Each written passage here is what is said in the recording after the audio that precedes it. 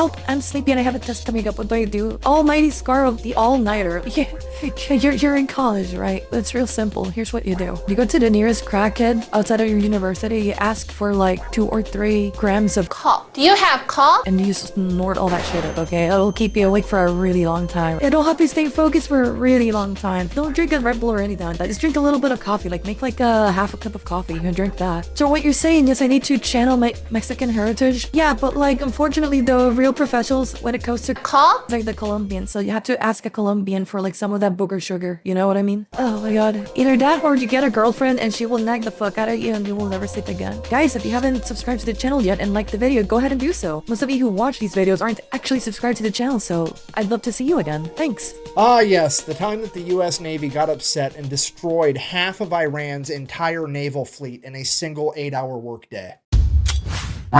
Today we're talking about Operation Praying Mantis. But real quick, this video is sponsored by Zydax Custom Gaming PCs. They are all built right here. We're witnessing someone mentally decaying live. Listen, I'm even stuttering. Like, I'm stuttering more than usual too. God damn it. America with American-based tech support and a lifetime warranty. It's the computer that I use and the one that I would recommend. I'll have them linked down below if you want to check them out. Let's get to this video. All right, important background info. 1980, Iraq decided to invade Iran. Why? Don't really care. Not pertinent to the story. However, at the end of that war, Iran decides, hey, we're going to pull a page out of the old Art of War by Sun Tzu. We're going to cut off the enemy supply lines, deprive the enemy of nice things. It's going to work out great. Iraq's got a weak navy. We're going to wipe out their navy, and then every time they send out an oil tanker through the Persian Gulf, we're going to blow that up. So they can't sell any liquid dinosaur. They can't make any money. They go broke. We win the war. Hooray. It's a solid plan. Right. So they do exactly that. Then Kuwait comes out of left field. By the way, thank you for the 5,000 subscriber comment. Thank you. And they're like, hey, we've been financially backing Iraq through this entire war for the past 7 years. We need to make sure they win so we can get our money back. So we're going to go ahead and let Iraq use our oil tankers to export oil. So Iran is like, well, that's an easy problem to solve. I'll just blow up all the Kuwaiti oil tankers as well, which is exactly what they do. But here's the catch. Kuwait at this point in time is like the one major exporter of oil that wasn't really part of OPEC, meaning that they were selling oil on the global market significantly cheaper than everybody else. Wait, so see if I'm following then. Because this is like a lot of information really quickly. Got their oil tankers blown the fuck out by Iran? Oh, Iraq sent via Kuwait and Iran attacked Kuwait. Is that what's happening then? Iraq and Iran, Jesus Christ, I didn't even register. I'm still shell-shocked a little bit. So to be clear, Iran was attacking Iraq, and then Kuwait gave Iraq oil tankers because Kuwait was investing on Iraq. Is that correct? Yes? Okay, perfect. Driving down the entire oil market. And now that their oil tankers are getting blown up as well, it means that Kuwait can no longer sell oil on the cheap, meaning that Iran has now inadvertently committed the cardinal sin of the late 20th century, raising gas prices. Now the entire Western world looks over the Persian Gulf like, the fuck? Okay, now I got it. Kuwait was showed selling the cheapest oil. Gotcha. Okay, and Iran didn't like that. Okay. The ghost of Sun Tzu's sitting there shaking his head like, that's the one exception. I would have messed with any supply line except for that one, because we all know what happens next. We all know what happens next.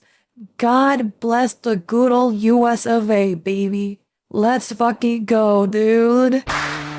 Yeah, America then proceeds to assemble the largest naval convoy operation since World War II, send them into the Persian Gulf to protect Kuwaiti oil tankers. It is at this moment that Iran should have been like, well, that's unfortunate, time to figure out plan B, because this obviously is not going to work out. However, they decide that they're going to double down. What they're going to do is they're going to take a bunch of magnetic underwater mines, and they're just going to spread them out all over the Persian Gulf in international waters, and that's not going to have any consequences. He's kidding. I'm no military strategist, but I know at the very least, I am acutely aware that when it comes to international waters, there's like high, it's anything that you do in international waters is high stakes because it could just cause another war very easily. There's no way that Iran thought this was gonna be like a good idea.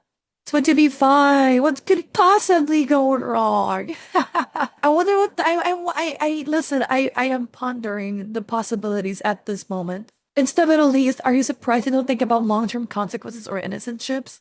I don't want to put it that way, but like, you know what? You're right. It's on me. Listen, I'm the one who's wrong here, okay? You're correct. You're correct. I'm the one who's wrong here. Shame on me for extending the olive branch, okay? No, you know what? You're right. at all. So fast forward, April 14th, 1988, the USS Samuel B. Roberts, a guided missile frigate, which is basically brand new at this point, this is like its first big operation, is out there escorting a Kuwaiti oil tanker, and it runs into a minefield, hits a mine, blows up the keel of the ship. The keel is this bottom part right here. It like supports and stabilizes the structure of the entire ship. Okay, so the oil ship gets hit, the oil tanker gets hit by the mine, and the US at this point has a shiny brand new tool that they can use to blow the fuck out of Iran in any situation that they might have with them. This is gonna be a good story. And it gets blown completely in half. At this point, the only thing holding this boat together is the actual deck. 1 second, everything's fine. The next second, there's a 15-foot wide hole in the bottom of your ship. Everything's on fire and water is rushing in. The USS Samuel B. Roberts took on half of its weight in water in the first minute. This is a catastrophic amount of damage that would sink 99% of ships, but as fate would have it, the crew of the USS Samuel B. Roberts had already been winning competitions for having the best damage control crew in the Navy. So the entire crew gets to work. They're putting out fires, they're plugging holes, they're literally cinching the hull together with steel cables trying to stabilize it because the only thing holding it together is a deck at this point. Over the course of the next 5 hours, the entire crew fights their ass off and somehow manages to get the situation under control and limp the ship all the way back to Dubai where they can get it to a port. And so hold on, out of those 8 hours, 5 of those were spent trying to salvage this ship, and now we're going back to Dubai.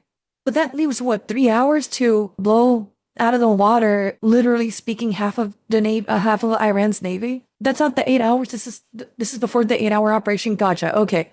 And the most incredible part of all of it. Still though, dude, 5 hours. Dude, they salvaged the ship. 5 hours trying to salvage that. That is insane. Not a single American was killed. Only 10 men. God bless America. Not a single American was killed. Rah.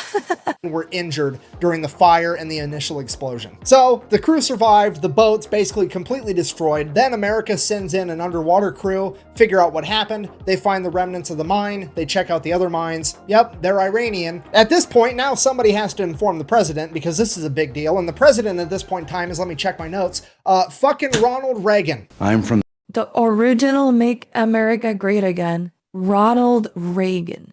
He was a no-nonsense president as far as I'm concerned. So this is gonna be actual brimstone and fire for the Iranians. Holy shit. the government, and I'm here to help. So they go ahead and they brief Ronald Reagan on everything that happened. He's super happy that everybody survived, and he's like, okay, well, here's what we're gonna do. We're gonna issue a proportional response. See what I mean? See what I mean?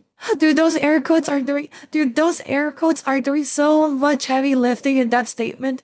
Proportional response, dude, I'm telling you.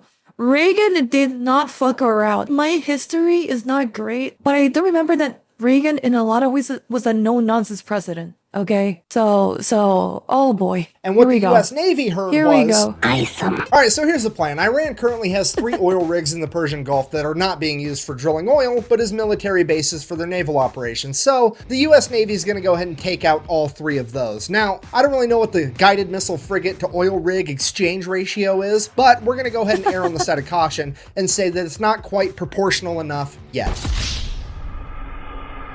Proportional again. So Iran also really only has like 2 modern naval vessels. That's the Iranian frigate Sahand and the Iranian frigate Sabatland. They're going to go ahead and take out at least one of those, maybe both. We'll see how proportional they want to get. And then by the time they get all that done, that should be a nice 8-hour workday. It'll be time to clock out and go get some ice cream. So in order to get all this done by quitting time, they're going to go ahead and establish 3 different surface attack groups. Yeah, they're going to do their Joe Biden special. Go ahead and, you know, blow the fuck out of an entire navy. And then at the end of the day, go get some vanilla ice cream and enjoy the rest of your day, rot maxing in bed or something.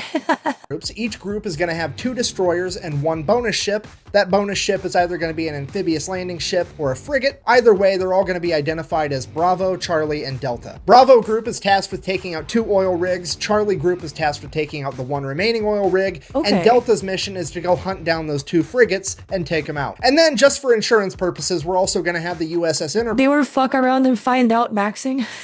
Yeah, but Joe has dementia. Can really blame the guy. Listen, I'm not... The joke would have worked the same if it was Donald Trump. Like, yeah, we'll just nuke the fuck out of an entire platoon of Iranians and then, you know, I'll just drink some Coke and go to sleep. Like, it's not meant to be taken like that deep, you know? Enterprise parked right outside the Persian Gulf to provide air support, you know, in case we need it. So, April 18th, 1988, 4 days after the mining of the USS Samuel B. Roberts, Operation Praying Mantis goes into full swing, and Bravo Group shows up at their oil rig first. At which Doesn't he still have that Coke button? Oh wait, oh damn, so he has a Colombian booger sugar button? Nice. No, I'm kidding. I think he does. I'm not sure though. Not that I would care either. Like, I didn't give it that much thought to that bit, okay? Like, I'm just saying stuff and hoping it lands. It's not that deep. At which point they radio over to the oil rig and inform them that they will be blowing it up in 5 minutes and that they should all leave. So, a bunch of people start leaving. They hop in tugboats and take off. Bravo Group, seeing that they're making an honest effort to actually evacuate, agrees to give them 15 more minutes, so... I was about to say, like, dude, thank God I didn't pause the video before he said that, because I was about to say, hey, listen, 5 minutes is kind of like really... It's not a whole lot of time for people to, like, evacuate an area, okay? So, thank God. Thank God you did. Fast forward. They waited a little bit, you know? 20 minutes later, they send out another radio message, hey, time's up. They then fire the 5-inch guns right over the top of the oil rig with the rounds set to airburst, hopefully scaring off any stragglers. And it is at this point that some Iranian military member decides that he is going to audition to be the main character of this story because he hops on a 23mm anti-aircraft gun and opens fire on Bravo Group. And without... All right. You are kidding. These guys are really, they are really fuck around and finding out right now. Dude, why would you do this? Oh my God. Skipping a beat, one of the 5-inch guns on one of the destroyers just goes, poof, and just fucking direct hit smokes this dude. Barely touches the rest of the oil rig. This guy, definitely not the main character, but the silver lining, he at least made it into the credits as Baloney Miss Cloud #1. Now, obviously, I'm paraphrasing here, but at this point, Bravo Group radios over to the oil... So, brother, he got Dr. Manhattan by a US battleship. How many people can claim that they willingly got turned into a red mist by an actual US battleship? Holy shit. Rig one last time, something along the lines of, hey, does anybody else need to find out what it's like to chew 5 gum, or are you fuckers ready to quit? The oil rig finally radios back and is like, yeah, please cease fire, we're gonna leave. So all the Iranian military members leave. Bravo Group decides to open up on it for a little bit with the 5-inch guns before sending over a couple of Hueys full of Marines. Okay. The Marines hop out, place some demo charges, hop back on the helicopters, take off. The entire oil rig blows up, and already things are getting more proportional. Okay, but so hold on, a genuine question, and maybe this is like the streamer pause, you know, like this is the curse of the pause of the video where I'm gonna ask a question and then like it gets answered right immediately after. Why not just shoot at the tankers from afar? I'm pretty sure those ships can do enough damage to destroy those tankers beyond any reasonable repair in no time without having to risk soldiers going over. Like, I'm sure there's like an actual reason why, you know? Like, I'm not saying that somehow like my suggestion is better. It's just like, why risk them going over? That guy's going to be collected in a bucket. Bro, the guy who got Dr. Manhattan by the US battleship. Yeah. The guy who got Dr. Manhattan, he's just a part, he's a part of the firmament now, okay? That guy, there is no guy to pick up. Probably has to not waste munitions. That is a fair reason. It will probably take forever with 5-inch shells. Really? I mean, maybe I'm looking at this with like movie logic where it's like, oh yeah, you shoot at it and it blows up because it's oil, right? But like maybe it doesn't work like that, you know? Not worth the money. I think it's to save money. Okay, rounds for those guns are really expensive and it's cheaper to just use some explosives. Gotcha. Okay. Also C4 is cheaper. Okay, so it's a money thing. Okay. By the way, like, I'm sure that, like, I was sure there's, like, a good reason for it. It's just that listen, I wasn't in the military, okay? The only types of ops that I ever participated in are the gay ops. And if you don't know what the gay ops are, don't worry about it. And while all that... Also, Chew has a really good question in his chat. Why destroy it if you can't claim it? Because wouldn't they be under... Oh, maybe they can't. Maybe they destroy it because they don't wanna. Like invade. Maybe I don't know. Maybe it's like an invasion aspect or something. I don't know. What was happening? Charlie Group made it to their first oil rig as well, and pretty much the exact same thing played out. The only differences were Charlie Group didn't have Marines to place the demo charges; they had Navy SEALs. And when the Iranians opened up with the 23mm anti-aircraft guns, they just decided to keep firing 5-inch shells at the oil platform until it burst into flames and burnt the entire thing to the ground. At which point, the commander of the destroyer kind of looks over at the Navy SEALs and is like, sorry, I guess you guys get to sit this one out. Oh, mission got canceled? Good. And while all that's going down, Bravo Group's already making their way over to the third oil rig. Jocko Willink maxing. At which point they pick up something on radar, and it's definitely another enemy ship headed right towards them. And at this point, you have to remember, this is the late 1980s. None of the American sailors have seen naval warfare on this scale. The pucker factor is on. They are getting harpoon missiles ready, and they are about to get in like one of the biggest naval fights since World War II. At which point, whoever's in charge of Bravo Group decides to take a deep breath, and they're like, okay, let's send up a helicopter real quick just to verify that it's actually an enemy ship. So the helicopter goes up, radios back to Bravo Group. Lord. It's definitely a warship, but it's a Soviet destroyer. At which point everybody's like, what?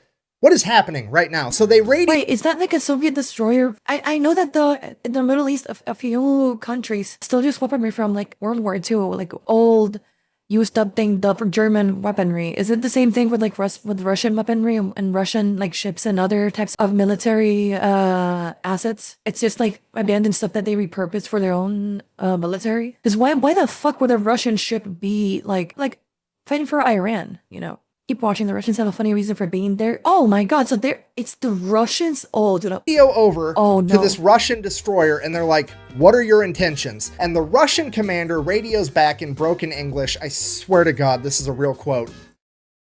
I'm just here to take pictures for history. Look, I know that I bash on the— Oh my god, so you're telling me— by the way, see, that's the pause, that's the curse of the pause. So you're telling me the Russians are the— dude, this is the equivalent of a Twitch chatter. Holy shit, Russian came over here to watch the live stream.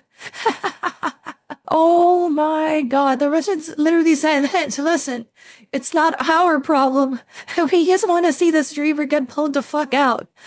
Soviet Union and communism every single chance I get, but this time around I gotta give it to them. These guys know how to party. Just straight up rolling into the middle of the largest naval operation The USSR lurking in chat, holy shit. since World War II to eat popcorn and watch. It's incredible. At this point, Iran finally figures out that there's something going on, but they don't really know what, so they just begin attacking any ship they can find, and the first ship they found was a civilian cargo ship called the Willie Tide, that they begin attacking with Boghammer-style speedboats. So the Willie Tide radios for help, the USS Enterprise responds by sending up a bunch of A6 intruders, as well as F-14 Tomcats. Oh, hell yeah. I think the F-14s, and is it the F-16s? Those are like my favorite jets from Ace Combat, so I'm happy to finally see like something something in history that actually involves these jets, because I like those jets, and I know that they've done like a bunch of operations with them and they're still in use. So it's actually kind of neat that I'm able to, that this video like talks about that. There's actually 3 theories on why the Soviets were there. 1, to get the Americans to fire on it to declare war. 2, to spy all the American weapons, or to actually take pictures. I'm gonna keep it $1.50 with you. I think it's just to take pictures. I have no reasons to think that the Russians would lie about that. I'm pretty sure they just want to see the fireworks. Listen, they may be Russian, but at the end of the day, they're still human, okay? It's like when a car crash happens in the highway, and every single motherfucker on the highway just has to take it a little bit slower to take a look at what happened in the accident, you know? Like, have you guys ever been driving down the highway and then like an accident happens, and then like it's like a stupid bumper to bumper collision, like nobody dies, like it's nothing, but you will still be stuck in like an hour-long traffic just because people just can't help themselves from like going a little bit slower than usual to take a look at what's going on. It's the same thing, okay? That is a very human experience, okay? And I'm telling you, the Russians were probably going through the exact same feeling. They're like, oh shit, we're in the area, the US are here, and they want to fuck Iran up. Sign me up, dude. The A6 intruders show up, start dropping cluster bombs. They end up hitting one of the speedboats and scattering the rest. The civilian cargo ship is saved, hooray. Cutting back to Charlie Group, now there's an Iranian fast attack ship coming right at them. So they radio over like, hey, yeah, we're kind of going around blowing up all your stuff, but also we've got a very specific list. You're not on it, so how about you just go away and we'll forget we saw you. The Iranian fast attack ship messages back, sounds good, we'll do that. And then they just keep driving right towards them. And then this Iranian fast attack ship gets within like 15 miles of Charlie Group, which is like point blank range for a naval battle. Charlie Group radios again, dude, what are you doing? To which they respond, I'm following orders. And then they proceeded to lock their radar on Charlie Group, which Charlie Group can see. At which point Charlie Group immediately launches 5 missiles directly at the Iranian vessel. The Iranian vessel fires a harpoon missile back at Charlie Group. Both groups now have missiles in the air screaming towards one another. The Americans launch countermeasures, shooting up chaff rockets that end up catching the harpoon missile, detonating it in midair. The Iranian vessel, on the other hand, did not have any countermeasures capable of stopping the newer technology behind the American missiles, and it would end up getting sunk pretty much immediately. Then, before anybody can really fuck around and find out, dude. I have a few friends actually who are in the military, but like one of the interesting things that I've heard him say about his time abroad and his time, you know, like working as a soldier and whatever, is that the US is very efficient when it comes to like conflict, right? So like the example he gave me was something along the lines of, let's say there's like a town they want to take in Iran. If the town is too hard to take and they don't want to like kill the civilians, they'll just do exactly the thing that they did for those tankers. They'll go ahead, send a message, and then after they do that, give him like a specific amount of time, and they tell them like, listen, you have a day or whatever to evacuate the entire town, because if you don't, we're gonna level it. And that's just what they do. They apparently like level entire towns. And they're abroad if they have to take it. And they'll just rebuild on top of the remains of that town if they have to. They're not gonna wait. They're not gonna be pinpoint accurate. They're like, actually though, like we're gonna take this. And if you don't like it, cry about it. Cause we're just gonna nuke everything. Like we're just gonna terraform the entire town and then just build something new on top of it, you know? So like, I'm not surprised at all that the first shot that they send over to the Iranian boat just blows them out of the water. Meanwhile, the one that got shot at the US boat didn't do anything. Because this is like the exact story that I hear from like my veteran friends and other veterans I've spoken to, you know, and that have seen combat. Really even fully digest what just happened, radar picks up 3 Iranian F-4s screaming towards Charlie Group. Charlie Group then turns, fires a bunch of surface-to-air missiles at the F-4s. The F-4s see him coming. They're like, oh shit. They pop a U-turn and try to outrun him. F-4s, while they are extremely fast, can't outrun missiles, so one of the missiles ends up blowing a wing off one of the F-4s. Now America has taken out an entire naval vessel and an F-4 that they did not plan on taking out, and it's throwing off all of our proportions. And because of that, American leadership orders Bravo Group to stand down. We're not going to go take out that 3rd oil rig. And right as soon as that order gets given out, Delta Group chimes in, is like, hey, we found that frigate we were looking for. So now nobody knows what to do, because on one hand, things are already getting out of control, but on the other... I mean, they're getting out of control, but it's not the fault of the... Well, no, it's not the fault of the US. No, it's not. Well, maybe, a little bit. Listen, I can't fault the... I may be a little bit biased, but I can't fault the US for wanting to keep oil prices cheap, okay? I can't fault them for that. However, the US... told you they were there, they told you they were gonna open fire, and you are deciding to send jets and ships and other types of military equipment their way with their sights aimed at the US. Listen, it might not be the original proportional response that they wanted to do, but like, hello, what are you gonna do? Just take the hit? You're asking the country with the Second Amendment to allow themselves to get shot? This is like US, my guy. How do you think that was gonna go? Exactly, Bob. Exactly. Can't fault self-defense unless you're in American school, apparently. Their shit is getting blown up regardless. Just depends on how much hardware they want to lose in addition to it. Yeah. I mean, by the way, it's sad. Listen, I prefer to live in a world where like these types of petty wars didn't happen, but like it's just a reality of life. My utopic hope for the world is one thing. The reality of this cruel and unyielding existence is another altogether. So listen, at that point, listen, if you're an Iranian, like just take the L, dude. Like it's not worth losing your life over this and getting Dr. Manhattan by a 5-inch gun shells. Oh my god, so the shell, the actual projectile size was 5-inch shell. I'm gonna Google this. Let me Google this. 5-inch shell. Holy fuck. Oh my god. As much as I'd like to say, nah, I'd win. I'm not a gambler, okay? I wouldn't bet on those odds. Fun fact that on a battleship, that would be a medium-sized gun. Oh, Jesus Christ, dude. This is a medium-sized? Oh my god, that's fucking scary, dude. other hand, we really want to take out these frigates. So American leadership decides, well, we might not even have to make a hard decision. Maybe that's not even the frigate and the radar's wrong. Why don't you go ahead and send a couple A6 intruders over, do a flyby. They can verify that it's actually this new modern frigate. And if it is, we'll make a decision from there. Or so they thought, because the A6 pilots are about to decide that they are in fact the main characters of this story. You see, the USS Enterprise and its aircraft aren't really supposed to be doing a whole lot. They're more or less just there for insurance. In fact, they're only allowed to engage the enemy under one of two conditions. One, the President of the United States signs off on it, which is actually what happened with the speedboats earlier. Or two, they get fired upon first. So they got told to go fly by this boat to verify that it is in fact the new modern frigate, but... Which, by the way, they already got fired upon first at one point, right?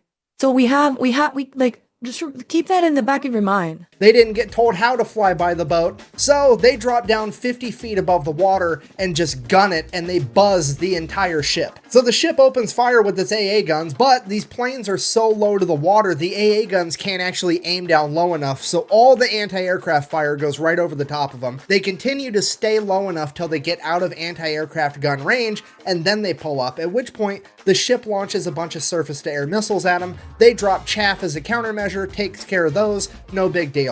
They then go around, do a U-turn, send a radio message to this frigate, I'm going to sink you now. Which they can now legally do, because remember, the ship fired on them first. You fell victim to one of the classic blunders. So the A6 fires an anti-ship harpoon missile, and the second they pull the trigger on that, the fire control team from the USS Enterprise is like, what the fuck are you doing? We're not supposed to be killing things yet. And the A6s are like, look, they fired first. They fired first. It's over. They fired at us first. Them's the rules. Yeah, it's over, bro. Listen, you can't yellow card the US for that one, bro. You can't yellow card them for this shit. They started it, okay? Sorry, that's it, bro. The referee is not yellow carding this one. It's fair game. Time to meet your maker, dude. Time to meet God. And the USS Enterprise is like, holy shit, okay, I guess. Let him have it. Then the harpoon missile finally makes impact. It's a bullseye. The A6s do a U-turn, go, drop another 500-pound laser-guided bomb right through the deck of this. Can you imagine, before you get... The last thing you hear before you get blown the fuck out is, I'm going to sink you now. Holy dude. It must be such a horrific... You know what's the other thing? It must be like such a horrific feeling too if you're on the just receiving end of this. Because since these are all like a bunch of new toys from the US, they're probably fighting on like old intel. And the US is just like testing a bunch of new toys on the Iranians, right? So it's like, well, fuck that, you know, like what do we even do in this situation other than pray to God we can somehow manage whatever they throw at us? It's insane. It must be like, God, it must be like such a horrific feeling to be on the receiving end of all of this. Because every time you swing at them, it's like the Elden Ring parry into a riposte every single time. Every time like Aaron would shoot anything at them, they would literally go, no, you kill them. It's like, holy shit, like how do you even respond? Frigate, fly past it, do another U-turn, come back, drop a 1,000-pound bomb on it. Then they radio over to the Enterprise and like, yeah, it's definitely gonna sink, we're gonna head back. So the A6s take off, headed back to the Enterprise, and like 5 minutes later, Delta Group shows up with their warships and begin firing on the already sinking frigate. They hit the magazine, the frigate explodes, rapidly sinks to the ocean floor. At this point, naval leadership is like, okay, Jesus Christ, rest in peace. Jesus Christ, everybody stop killing things. We need to figure out what all happened. We got to keep this proportional, remember. So they start radioing back and forth. Everybody's figuring out what everybody did, if anybody's hurt, what's going on, the whole story. And then as the A6s are making their way back to the USS Enterprise, guess what they happen to fly past? The other modern frigate. So now this is like that meme. You guys have seen that one meme of the guy toppling the small domino, and then like the bigger and bigger and bigger dominoes getting toppled over? It's never a war crime the first time. Damn, that's cold as fuck. It's never a war crime the first time. That's cold as fuck, dude. Oh man. The entire US Navy's looking at this last frigate like SpongeBob looking at a jug of water. I don't need it. But also, like, realistically speaking, the A6s are pretty much out of ammunition. The only thing they have left are 2,000-pound bombs, and those just aren't going to be enough by themselves without a harpoon missile to take down this ship anyways, so they really are just going to fly by and verify that it's the modern frigate. So the A6 intruders go ahead, they do the They're really gonna fly by and just verify if it's the modern frigate. Or so he says. Or so he claims, okay? Sun Tzu is rolling in his grave at this point in time, dude. their flyby. It is in fact the new frigate that they thought it was, and it does in fact open fire on the A6s. A6s make it out completely unscathed, at which point they pop a U-turn, and one of the A6 pilots is like, It's the bullseye womp rats in my T-16 back home. So the A6 pulls up, gaining Oh no, here we go. altitude, and then dives down, aims its nose right at the frigate at like a 35-degree angle. They're doing a good old-fashioned dive bombing run like it's fucking World War II. The AA guns start firing. They're dive bombing them just for fun. These motherfuckers. US military is full of fucking psychopaths and I love them for it. And there's bullets whizzing past the plane, but they're committed now. They're closing in, closing in. The bombardier behind the pilot lets the pilot know, hey, I'm locked on. At which point, bombs away. Locked in, locked on. A first class ticket to meet Jesus, dude. The pilot pulls up, and the bomb goes right down the fucking smokestack of this boat. Blows up, completely destroying the entire engine room. That frigate is now dead in the water with no power. The A6s go ahead and radio in that they have completely disabled this frigate, at which point the American leadership calls a complete ceasefire. They're going to go ahead and let that frigate survive, get towed off, potentially be repaired. With the US Navy having effectively disabled or destroyed over half of Iran's functioning navy, the US military decides to call it a good day, ends Operation Praying Mantis. We all get to live happily ever after. So wait, couple of boats and like a plane or two, that's it? That was half of Iran's? Oh my god. Plus the oil field, that's a good point. Plus the oil field. Oh my god. What were they thinking? May out here recreating the Battle of Midway, dude. Only with, you know, it was way less people kamikazing themselves into boats. Hey, just as a reminder, like, it's only a Geneva Convention violation if you lose the war, you know? Smile. We blew Iran's back out? Okay. Okay, Mika. Alright, okay. Later that night, Iran decided that they wanted to fight a little bit more, and they launched a bunch of Silkworm anti-ship missiles at American vessels. Luckily, no American vessels were actually hit. However, this is now a huge political problem because America has been mad at the fact that Iran even had Silkworm missiles for years at this point, and the American government has made it very clear to Iran that if they ever used them, they would be going to war with America. Period. That's set in stone. Ooh. So the Reagan administration, not wanting to kick off World War III in the 1980s, reaches out to the Iranian government and is like, here's what's going to happen. You're going to go ahead and admit that that was an accident. I'm going to sweep it under the rug and we're never going to talk about it again. Because if this makes headline news and the American people find out, I'm going to have to get real proportional around here. So we should. I'm kidding. Iran's like, okay, fine, whatever, it was an accident, let's sweep that whole thing under the rug. But I am still going to take America to international court to try to prove that it was a war crime to take out my oil rigs. That way I can get reparations and make America pay for it. So they go to international court, they lay out the case. The international court is looking at America like, okay, well, first of all, you're the fraction people. I don't know how you think that this is proportional, but it definitely wasn't. Second of all, according to the Amity Act, you absolutely should not have attacked their oil rigs. This is probably a war crime. At which point the representative for America is like, well, actually, if you read the Amity Treaty... So America went nerd emoji, and then he said, actually... between Iran and the United States, it only talks about ships and boats. It don't say shit about oil rigs, meaning I wasn't obligated to not attack those oil rigs. At which point the court is like, hold on. Fucking, he's right, son of a bitch. Okay, well, I guess America's innocent, because I've said it once and I'll say it again. Leave it to Americans to out-lawyer international courts in the world stage. War crimes? What war crimes?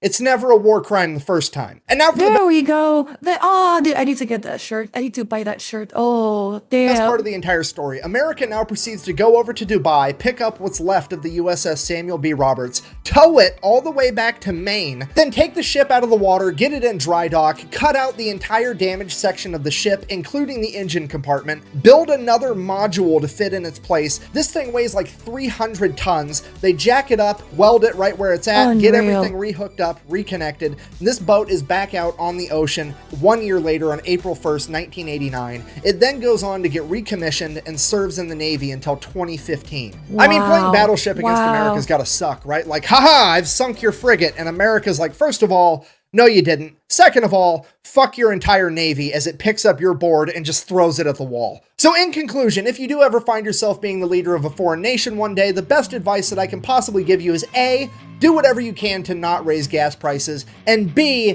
whatever you do not fuck with America's boats. We do not like that shit. Thank you for watching. Best way to support the channel is like, comment, subscribe. Maybe go buy some merch at thefatelectrician.com. Quack bang, out. Wow. I had never seen a video of his before. Damn, dude. Dude, the entire story can literally be just don't fuck around and you won't find out. It is that simple. Listen, it's like, you know when like a kid is fighting with his dad and he's like throwing punches and like trying to like actually beat his dad in a fight, but like the dad is clearly like, you know, holding back, and then when he does throw like a punch or something, it's like a really soft punch that doesn't even hurt. It's just like pushing him a little bit and whatnot. Like the kid was swinging and the dad was like, yeah, that's funny, that's kind of cute. And then, you know, he drank 2 more shots of whiskey and then threw the kid at the wall, like the alcoholic abusive parent America is. More like a seal clubbing true.